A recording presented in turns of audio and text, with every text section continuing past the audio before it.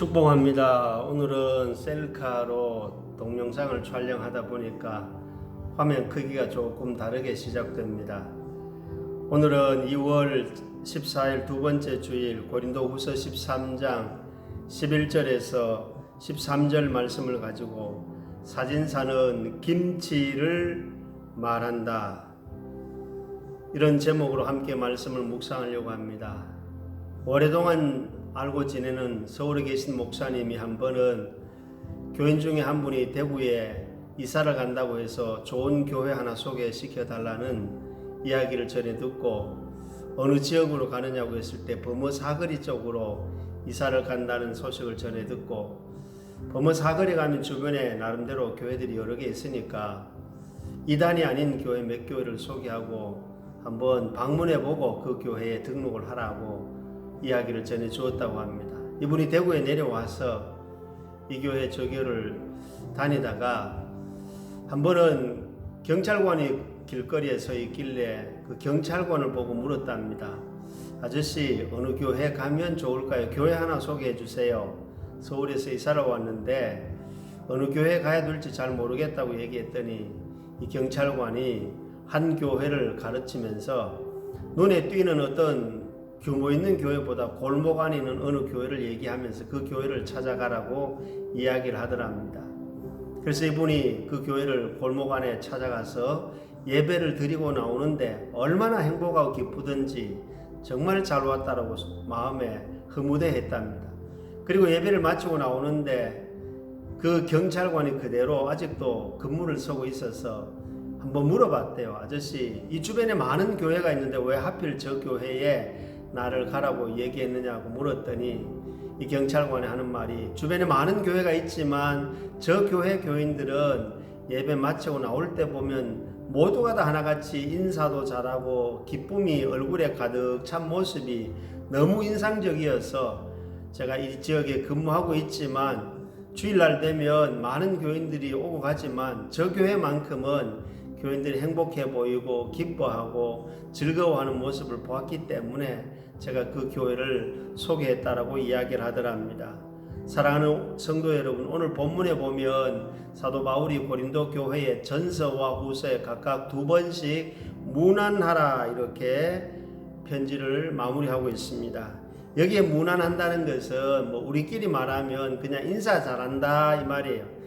이 문안이라는 단어의 의미는 환영한다 또는 상대방에게 호의를 베푼다, 그런 뜻이 있습니다. 오늘 본문에 보면 기뻐하라는 말을 하면서 기뻐했을 때 우리에게 나타나는 네 가지 반응이 있습니다. 첫 번째는 온전하게 된다라는 단어를 쓰고 있습니다. 이 온전하다는 말의 단어의 의미는 발걸음이 똑같다, 보폭이 똑같다, 변함없다라는 말입니다. 사람이 살아가면서 기쁜 마음을 가지고 사는 사람은 변하지 않는다는 겁니다. 보폭이 바뀌지 않는 것처럼 늘 그 발걸음, 그 보폭으로 걷는 것과 같은 마음으로 살아가는 사람이 기뻐하는 사람이고 온전한 사람이다 라고 말하고 있습니다. 그 다음에 기뻐하는 사람은 위로하게 된다라는 단어를 쓰고 있습니다. 이 위로라는 말은 생기를 돋우어 준다. 무슨 말입니까? 봄에 씨앗을 파종하면 땅속에서 싹이 돋아나는 것처럼 여기에 위로라는 말은 내가 누군가에게 위로한다는 말은 그 사람 마음속에 생기를 돋우어 준다라는 그런 의미가 있는 사람이 바로 기뻐한다는 것입니다. 그 다음에 세 번째는 기뻐하는 사람에게는 마음을 같이 한다. 뭘 같이 한다고요? 마음을 같이 한다라고 기록을 하고 있습니다. 그 다음에 기뻐하는 사람에게 나타나는 네 번째 반응이 뭐냐면은 평안할 것이다. 여러분, 누구 집에 들어가든지 그 집이 평안하기를 빌라 그랬잖아요. 내 마음에 평안이 있어야 누군가에게 평안을 전할 수가 있죠. 내 마음에 화가 치밀면 화가, 분노가 나올 수밖에 없다는 겁니다. 기뻐하는 사람은 바로 이런 사람, 바로 누구를 만나든지 평안을 전할 수 있는 사람이 된다. 그리고 오늘 본문 말씀 가운데 보면 마지막에는 기뻐하는 사람에게 나타나는 사람은 무엇이 보여지는가 하면은 하나님이 함께한다. 이걸 우리가 네 글자로 줄이면 기뻐하는 사람에게 나타나는 마지막 반응은 바로 임마누엘이다. 할렐루야. 하나님이 함께한다는 사실입니다. 사랑하는 성도 여러분, 그러면 왜 바울이 오늘 본문에서 문안하라, 바울이 쓴 편지에 문안하라, 13권의 편지를 쓴 사도 바울이 기록한 말씀 가운데 보면 문안하라는 단어를 강조하고 있을까요? 특별히 우리가 로마서 15장까지는 교리적인 것을 바울이 강조하다가 마지막 16장에 가서는 26명의 사람들 이름을 하나하나 기록하면서 그들 이름을 거론하면서 그 사람들 한 명 한 명에게 문안하고 있는, 인사하고 있는, 마음의 기쁨을 가득 담고 인사하고 있는 내용을 볼 수가 있습니다.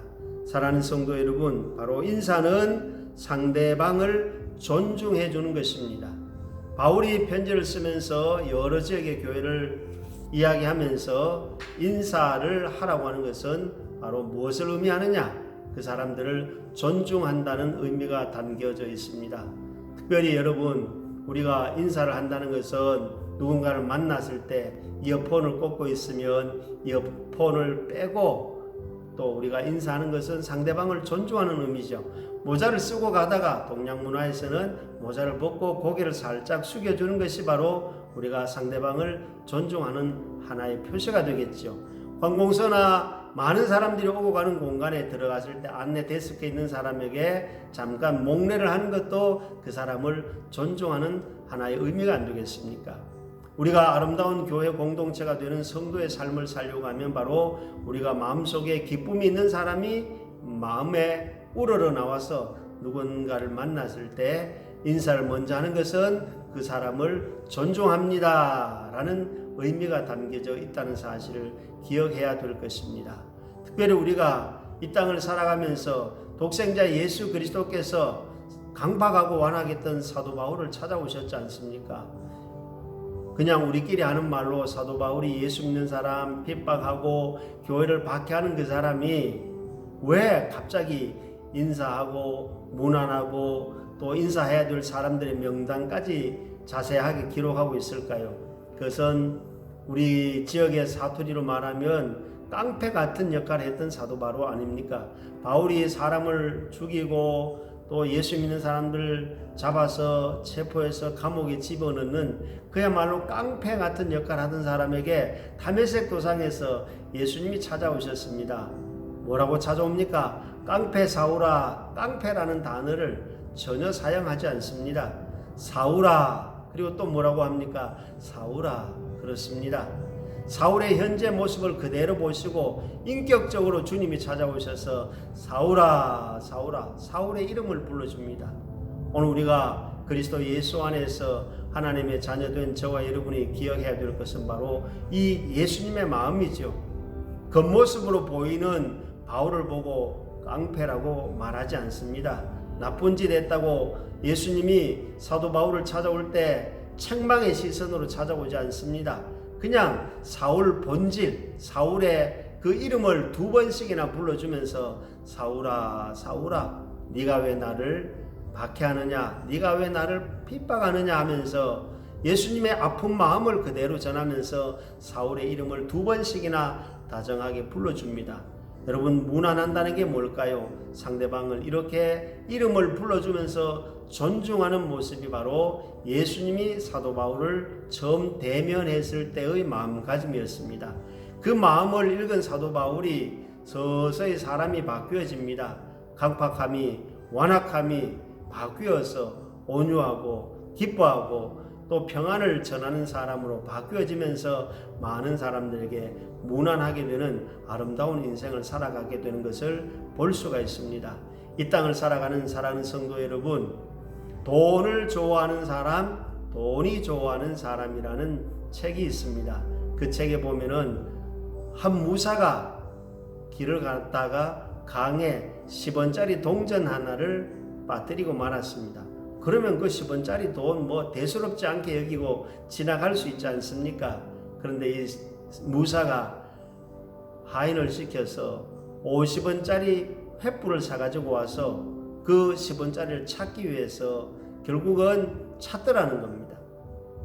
여러분 생각해 보세요. 10원짜리를 빠뜨렸으면 그냥 못 찾으면 지나갈 것이지, 어둡다고 50원 주고 횃불을 사와가지고 불을 밝혀서 10원짜리를 찾았다, 이 소문이 나가기 시작합니다. 이 이야기가 전해집니다. 모두가 다 바보라고. 아니 10원을 찾기 위해서 50원짜리 횃불을 사가지고 10원을 찾느냐, 바보 아니냐, 바보 무사 아니냐, 이런 이야기가 나옵니다. 이때 무사는 이렇게 말합니다.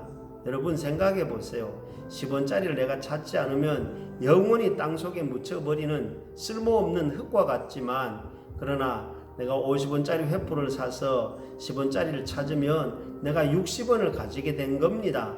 50원 주고 횃불을 샀으면 횃불을 판 사람에게 이익이 될 거고, 10원을 내가 찾았으니 내게 들어오는 것은 60원이 아니냐고. 60원의 돈을 유통시킬 수 있는 이 사회를 흐르게 하고 이 사회를 밝게 하는 게 아니냐라고 말을 했다고 합니다.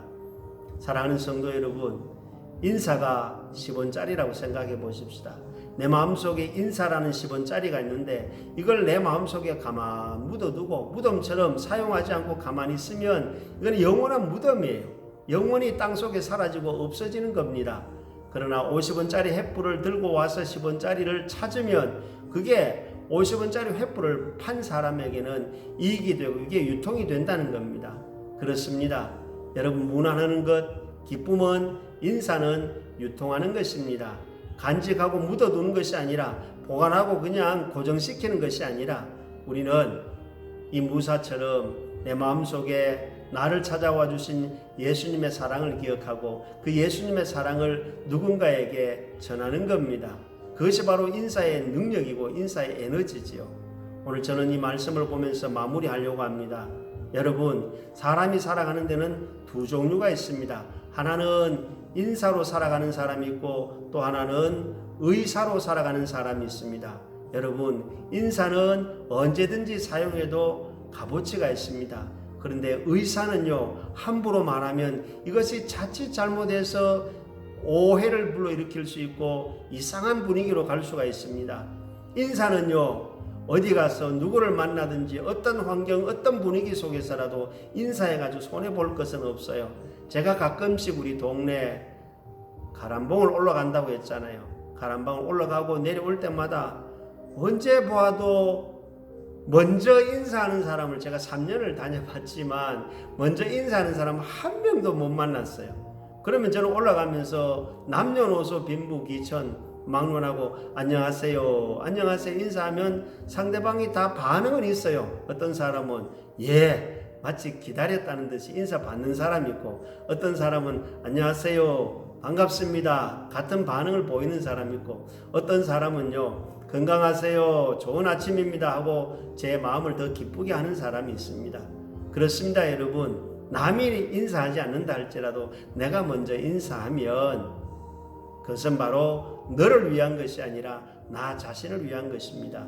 여러분, 무난한다는 것은, 인사한다는 것은 너를 위한 것 같지만 사실은 나를 위한 것입니다. 그리고 인사는요, 존중하는 것입니다. 그리고 인사는요, 결국 예수님이 사울을 찾아와서 만나주신 것처럼 내 마음속에 찾아오신 예수님을 누군가에게 전하는 것이 바로 인사의 첫 번째 모델이라는 사실입니다. 이 사실을 기억하고 우리는 이 땅을 살아갈 때 인사 잘하는 그리스도인이 된다면 이 지역에 많은 사람들, 예배 마치고 나가는 사람들 인사 잘하는 모습 보고 이 동네에 사는 사람들, 이 동네를 지나가는 사람들이 좋아하지 않을까요? 교회 성강장이 있는데 버스가 지나간다, 손 한번 흔들어 주세요. 예? 얼마나 멋있습니까? 그러면은 요즘같이 강박하고 완악한 시대에 이 교회 앞을 지나가니까 버스 승객들이, 교인들이 예배 마치고 날 때 손을 흔들어 준다. 오늘부터 당장 실행하시기 바랍니다. 이게 천장 만장의 전도지보다 더 큰 효과가 이 손바닥에 있다는 사실을 기억하고 인사 잘하는 교회가 되어야 됩니다. 교인이 되어야 됩니다. 그리고 우리가요, 의사는요, 아무 데서나 자기의 의사를 아무 데서나 함부로 말하면 그거는 인사가 아니라 내 의사이기 때문에 오해를 불러일으킬 수 있습니다. 상대방의 마음에 기쁨을 상실시킬 수 있습니다. 의사는요, 내 의사는 5대1로 하면 됩니다.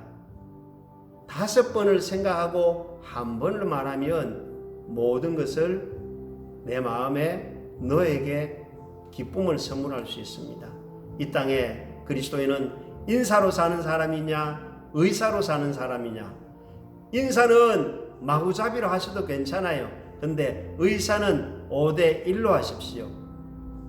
한 번 말하기 위해서 5번을 생각하면 내 의사가 신중하게 신실하게 잘 전달되어서 많은 사람들에게 기쁨을 선물할 수 있는. 사진사가 왜 나보고 김치라고 말하라고 자주 이야기할까요? 나보고 웃으라는 이야기입니다. 나보고 인사라는 말입니다. 예수님이 이 땅에 찾아오신 것은 바로 사진사로 오셨습니다.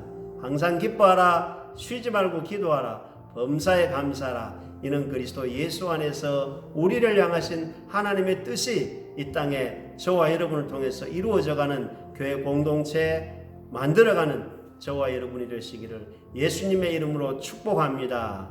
아멘. 감사합니다.